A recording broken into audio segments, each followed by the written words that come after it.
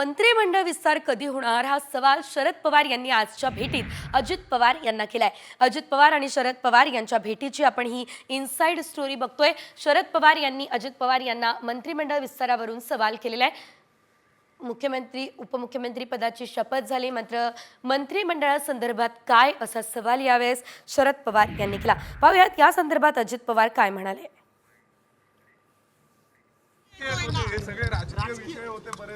नाही राजकीय विषय कसले आपण चर्चा करतोच ना, पण एक क्युरियोसिटी आहे ना। महाराष्ट्राचं आम्ही तिघच जण, एक मुख्यमंत्री आणि 2 उपमुख्यमंत्री झालेत। बाकीचं मंत्रिमंडळ 40 लोकांचं कधी होणार? कारण 16 तारखेपासून अधिवेशन आहे, अधिवेशनामध्ये बिलं आहेत, अधिवेशनामध्ये इतर कामकाज असतं, त्यावेळेस त्याची उत्तरं देण्याच्या करता त्या डिपार्टमेंटचे संबंधित मंत्री असण्याची गरज असते। ह्या सगळ्याच्या बहुतेक 14 तारखेला बहुतेक